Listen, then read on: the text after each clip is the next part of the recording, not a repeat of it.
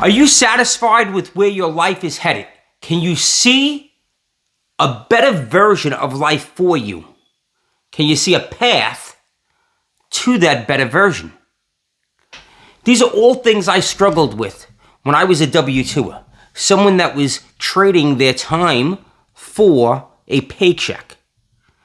And then I came to the realization of that's not what I wanted anymore in life. I loved my W-2.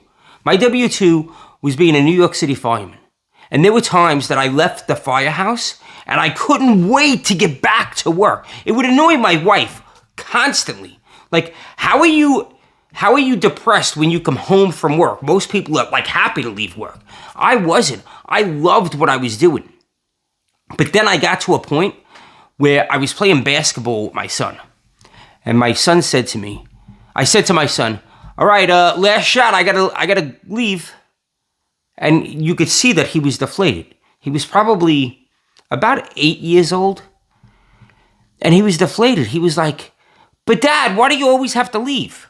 Why do I always have to leave? I'm a fireman. I work 2 days a year, 2 days a week, right? We'd go in, I'd work 24 hours. I'd come home for a couple of days. I'd go back for 24 hours and then I'd come home. I was gone maybe 30 hours at a shot.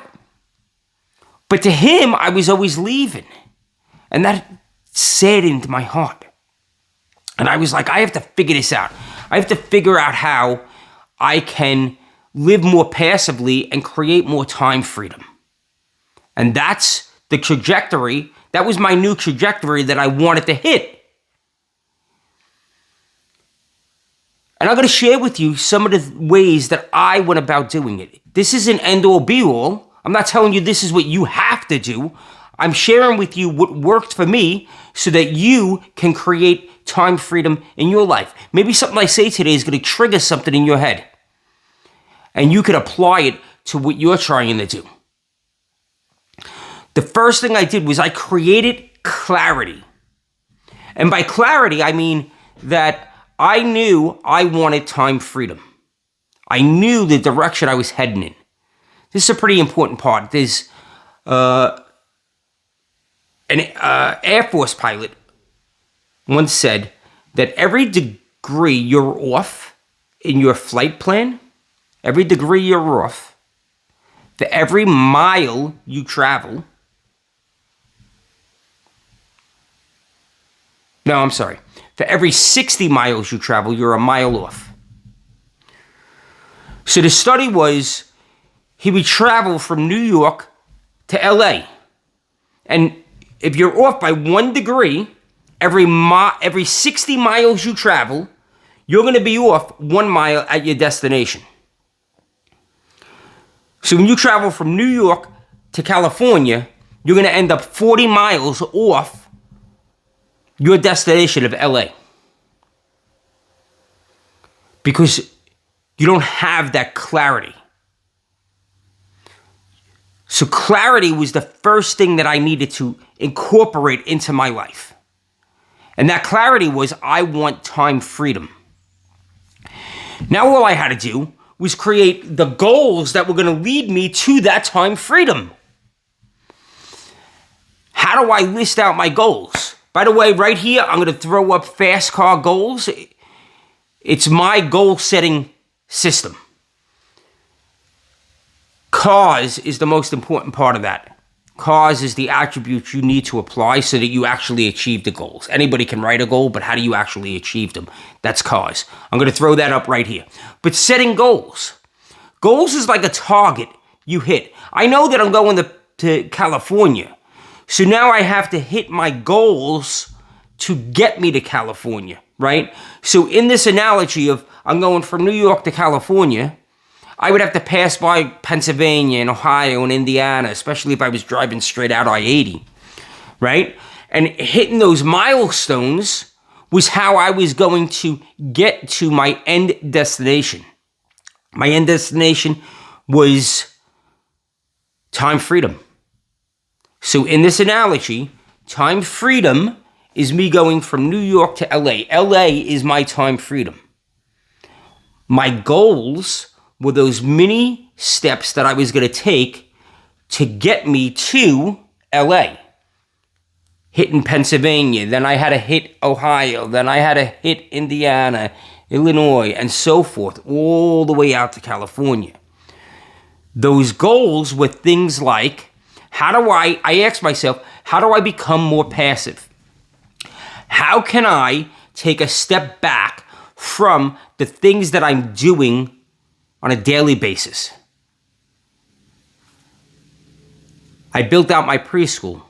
In building out that preschool, I created systems. I documented those systems. Those systems were then handed off to my team. I built up my team. How did I build up my team? One of the first things I did was no problems, nor challenges, only solutions. And it took them it knocked them off their comfortability. It knocked them out of their comfortability because they would come to me and I would solve their problems for them.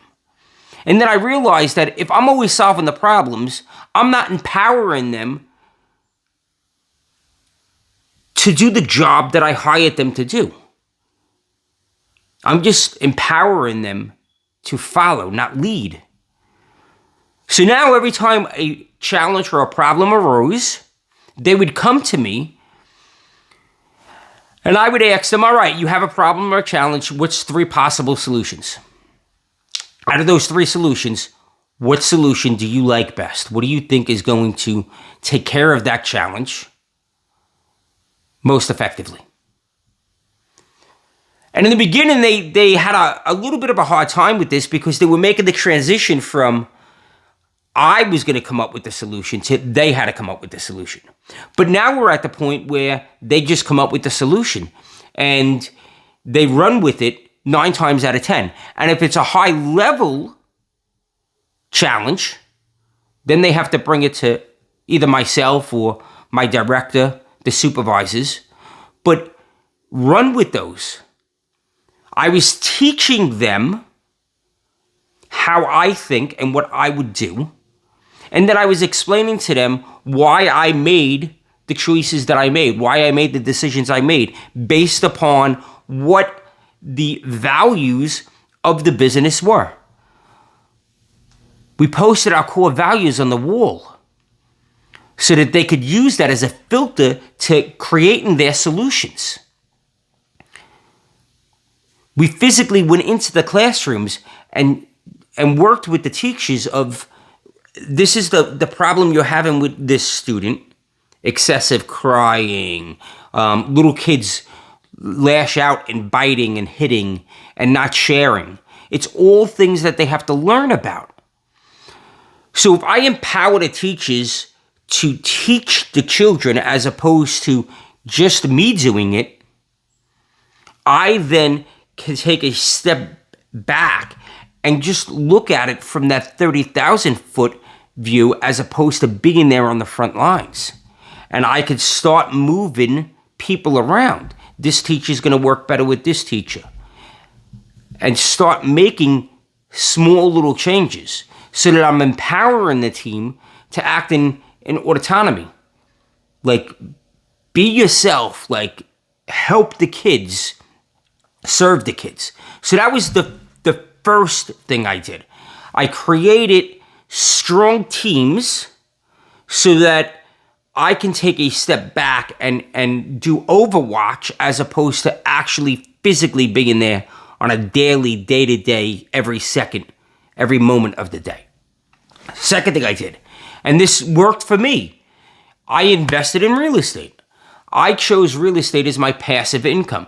Now, by passive, I'm not saying that I didn't do anything. If you want to invest in real estate completely passive, then you're going to be an LP in a syndication.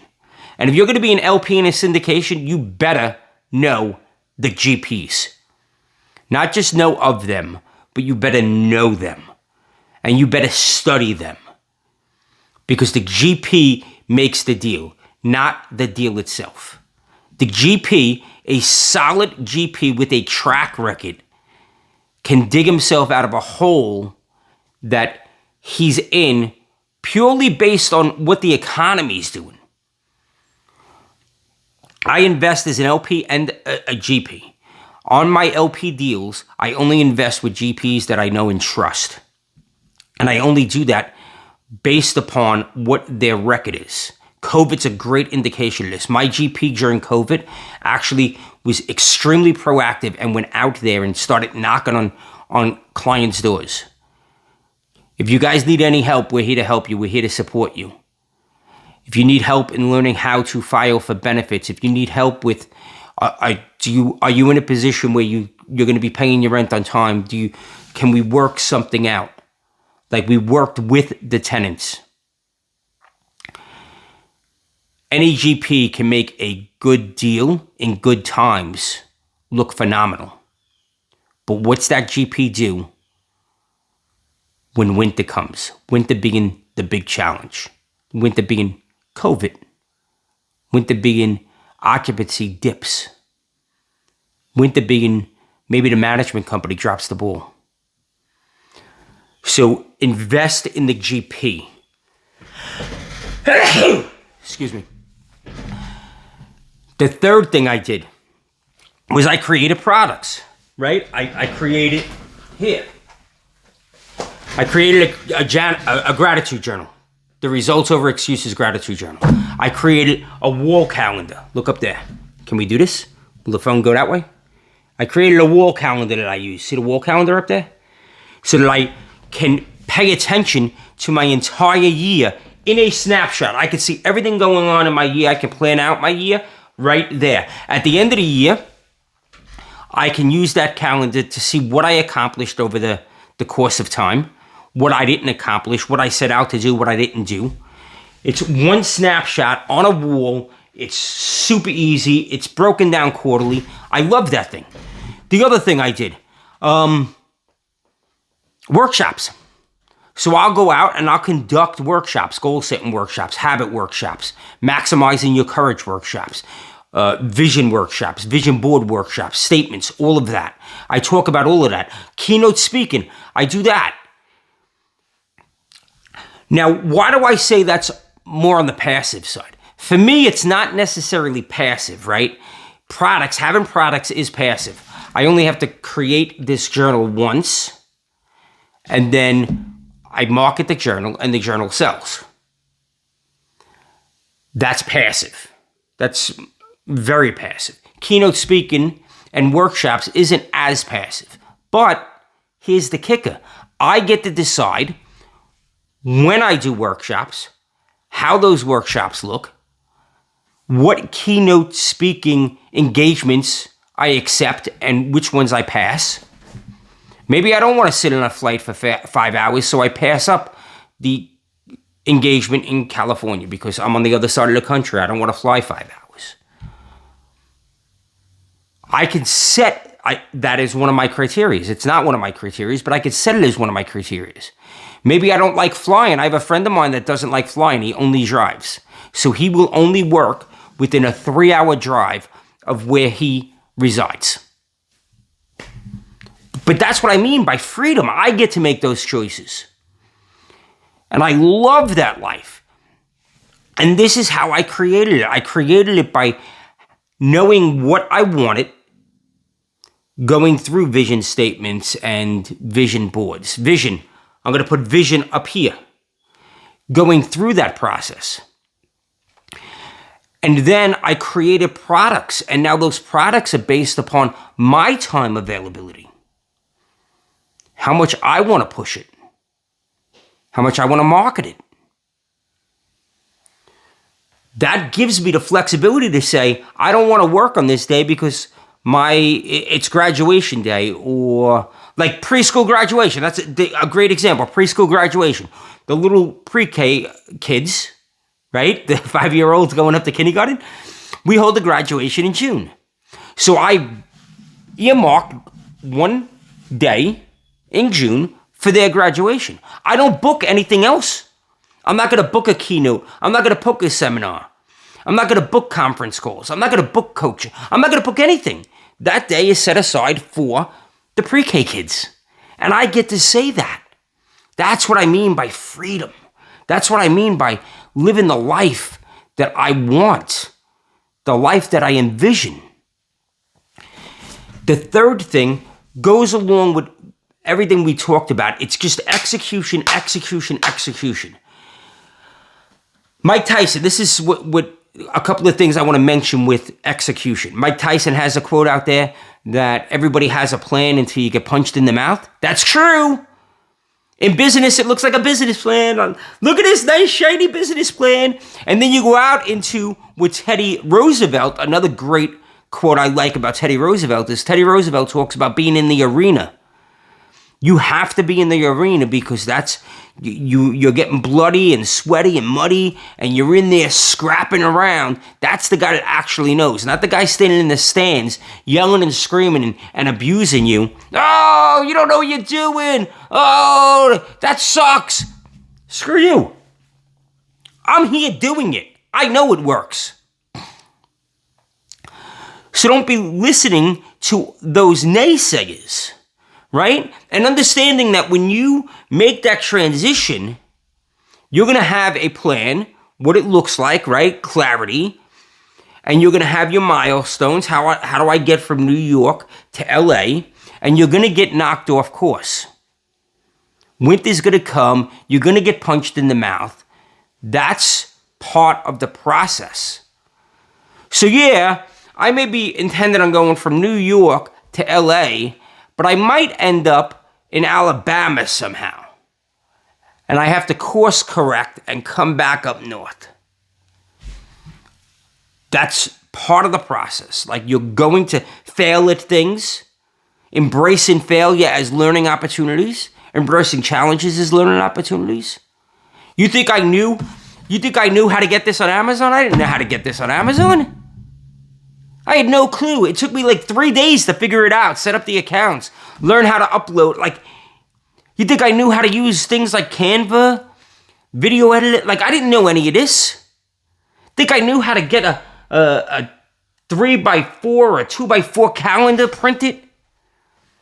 No. I can't just throw it on my printer and print it. I have to go out there and find people to help me. That's part of the process. But ultimately, after I figure that stuff out, now I just sell the products. I can do a marketing campaign for this at 1 o'clock in the morning when my son's sleeping, my daughter's sleeping. It doesn't have to interfere with what I'm doing. I can do Facebook posts or marketing right on my phone from the stands while I'm cheering my son on. Hit squad! My son plays defense, and that was something that I would scream out to him. Hit squad! Hit squad! Get him, AJ! Hit squad! And he'd be like, Dad, you're the only you're the only father I could hear cheer me on. And it would inspire me. I loved being on the field hearing you. That's what time freedom looks like. I probably work more. I work more now than I did when I was a fireman. Because as a fireman, I just had to show up at one time and leave at another time. And that was my work. Now, I'm constantly working, but I'm working primarily when I schedule the work. There are plenty of times, I don't want this to sound all fluffy, there are plenty of times that when you go out passively, you have to work when you don't want to. Or you have to work on the weekends, or the nights, or the holidays. There are times when I invested in real estate. The first thing your uncle is going to say at the barbecue is tenants and toilets, right? I don't want to deal with tenants and toilets. And there was an Easter. I was dressed. We were about to go to family dinner at the in-laws. I had the 2 kids, the wife, and I get the phone call. I have water dripping from my ceiling. Well, I have to go address that. So I either physically have to do it, or I have to make a phone call and have somebody go out and do it. Back then, I chose to do it myself. Let me come down and see what we have here. How I can help you at least get through Easter. And my wife went off to Easter dinner. I went and addressed the situation, and then I joined them later. That kind of sucked. That's part of it, though. The benefit, though, is that I have that income coming in, and I primarily get to say when I work. Again, not all the time, but that's the biggest benefit. I have that. I created that time freedom. So that when we want to go on vacation, I don't have to submit. This is something else that would blow my mind in the W-2 world. I would have to ask for time off. In the fire department, it wasn't even that. In the fire department, our vacations were assigned to us. So it was, all right, you have vacation in the month of January. I know you live in the Northeast and January is 3 degrees out and you're not really going to, I hope you like skiing because, but that was it. In the fire department, they told us when our vacation was. And that was just, that's how it was. Now I get to choose when my vacation is. So that's what I mean by changing the trajectory of your life. It's absolutely possible. You have to be intentional about it, and you have to actually create clarity and a plan, strategically building it out. I lay out my plan on my calendar every year. I lay the plan out on the calendar, and that keeps it front and center. That's like a big vision board for me. It's another version of a vision board. What are some ways that you do it? What are some ways you could build clarity in your life? What are some goals you could set to hit that clarity? What are some ways you could add value to the marketplace? What are some problems that you can solve? What are some opportunities that you could seize? Think about that. Let me know down below the things that you want to hear me speak about, your questions that you have, and let's crush life together. You absolutely have the ability. If a fireman can do it, I was a cop and a fireman. I broke the handcuffs society placed on me. You got to go out and get a job. Then you have to buy a house. Then you have to raise a family. I broke out and I created time freedom and family freedom. I spend more time with my family now. How beautiful is that? Who wouldn't want to do that? Spend more time with your family. So these are the ways that I did it. If you need more clarity on something, ask. I will be more than happy to help you.